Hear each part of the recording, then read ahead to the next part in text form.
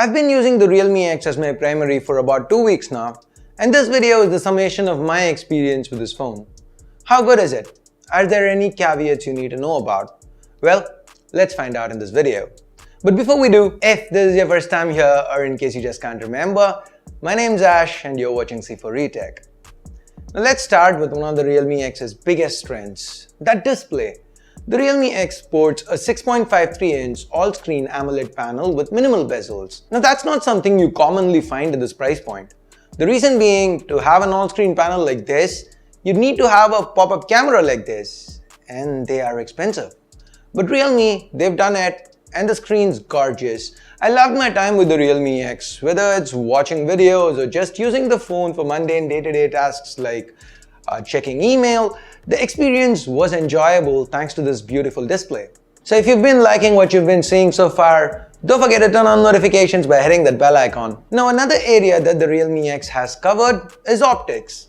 I mentioned the pop-up camera, right? This is actually a 16-megapixel Sony IMX471 sensor with a f2 lens. If that sounds eerily familiar, it's because it's the same setup from the OnePlus 7 Pro. The selfies were on point, good detail with accurate skin tones. To the back, the Realme X has two cameras. The primary is everyone's favorite 48-megapixel Sony IMX586 with a f1.7 lens. The secondary, it's a depth sensor. Under good light, the Realme X fared well. The images were well detailed and quite punchy. There's a chroma boost option to increase this punchiness if you so want to. Realme's got a dedicated night mode for low light, and it's well implemented. It accurately manages to identify colors and also keeps the images relatively clean. So overall, optics are a definite positive here for the Realme X. So where has Realme cut costs? It's with this build. Now, this is plastic, but the back does look nice. It's got a gradient going for it. There are also the onion and garlic special edition options that look quite sweet. But the use of plastic means the X is more prone to scratches. Given the segment, this is a trade-off Realme's gone with.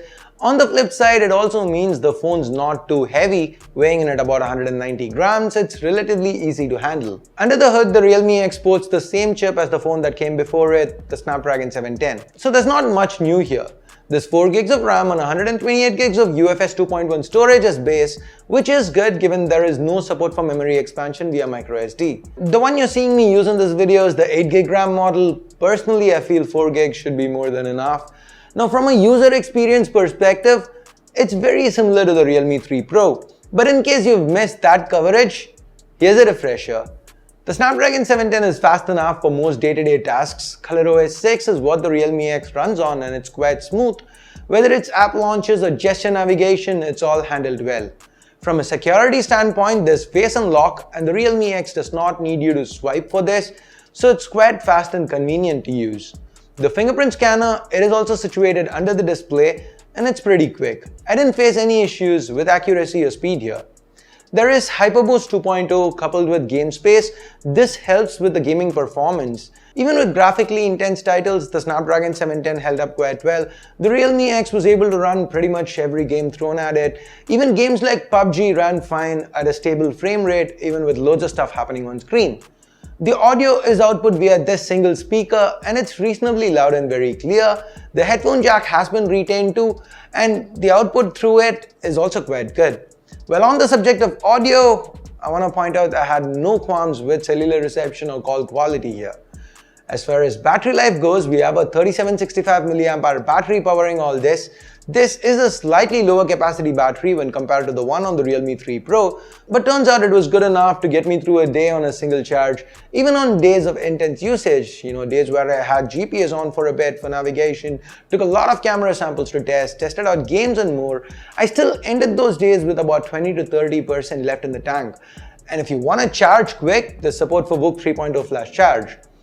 And now, with all that said and done, let's talk pricing. The Realme X starts at 17,000 rupees for the 4128 variant. Now at this price, it seems like a decent offering from Realme. It's no Redmi K20 killer, and if you want to know how that comparison goes, here's a card to that video. But if a nice looking phone with competent internals and good cameras are what you're looking for, then the Realme X should fit the bill perfectly.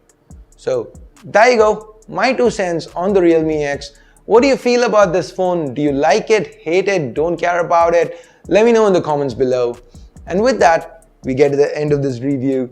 Thumbs up, thumbs down based on whatever you felt about it. Subscribe, turn on notifications by hitting that bell icon if you haven't yet. Thanks a lot for watching. Till next time, my name's Ash. You've been watching C4E Tech, and I'm signing off for now. You guys have a great day. Bye-bye.